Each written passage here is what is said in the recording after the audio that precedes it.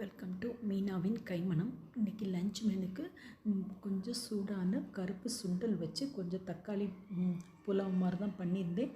கொஞ்சம் சோம்பு, ஒரு பல்லு பூண்டு, கொஞ்சம் தாளிக்கிறதுக்கு கடலைப்பருப்பு, உளுந்தம்பருப்பு, ஒரு 4 பழுத்த தக்காளி எடுத்திருக்கேன்.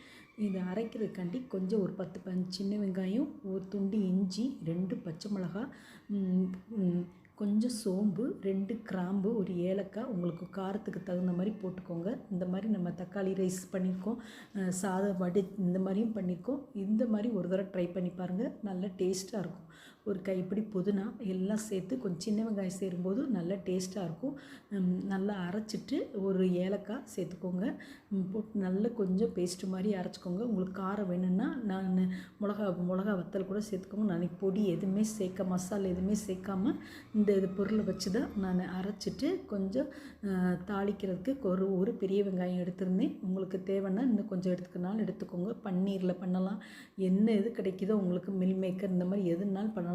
ஒரு ஸ்பூன் நெய் போட்டு நான் தாளித்து விட்டுருந்தேன். நான் பூண்டு எல்லாம் வாயில் கடிப்படும்போது நம்மளுக்கு நல்லா கடலைப்பருப்பு, உங்களுக்கு நிலக்கடலை, கொஞ்சம் முந்திரி பருப்பு நிறைய வேணுனாலும் சேர்த்துக்கோங்க. நான் கொஞ்சோண்டு போட்டிருக்கேன் முந்திரி பருப்பு.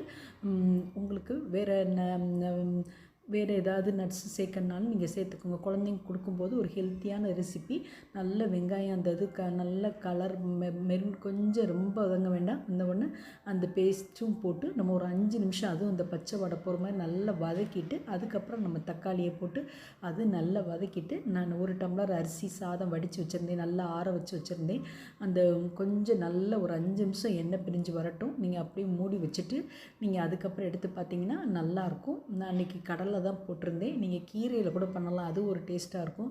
பாலாக்கீரை இந்த மாதிரி இருந்தாலும் நல்லாயிருக்கும். நான் இன்றைக்கி கொஞ்சம் சுண்டல் குழந்தைங்களுக்கு காலையில் ஸ்நாக்ஸ் கவிச்சது, அதில் நான் கொஞ்சம் இருந்துச்சு, அதையும் போட்டு தான் நான் பண்ணியிருந்தேன் இன்றைக்கி. அது ஒரு டேஸ்ட்டாக இருந்துச்சு. குழந்தைங்களுக்கு டிஃபன் பாக்ஸ்க்கு, ஆஃபீஸ்க்கு நம்ம கொடுத்து விடும்போதும் அது ஒரு நல்லாயிருக்கும். இந்த மாதிரி ட்ரை பண்ணி பாருங்கள். நல்லா இந்த ஒரு 5 நிமிஷம் மூடி வச்சுருங்க. அந்த சாதம் எல்லாமே மசாலா எல்லாம் ஒன்று போல் வரவும் நான் பரிமாறியிருந்தேன். இந்த மாதிரி நீங்களும் செஞ்சு பாருங்கள். உப்பு கொஞ்சம் கம்மியாக இருந்துச்சு எனக்கு. சாப்பிட்டு பார்க்கும்போது தேவைக்கேற்ப உப்பு போட்டு நல்லா கிளறிட்டு உதிரியாக நல்லா இருந்துச்சு. இந்த மாதிரி நீங்களும் வீட்டில் அந்த மசாலா அரைச்சி கொஞ்சம் செஞ்சு சாப்பிட்டு பாருங்கள். கூட ஆனியன் ரைத்தா, பச்சடி, கொஞ்சம் கேரட் போட்டு வச்சுருந்தேன்.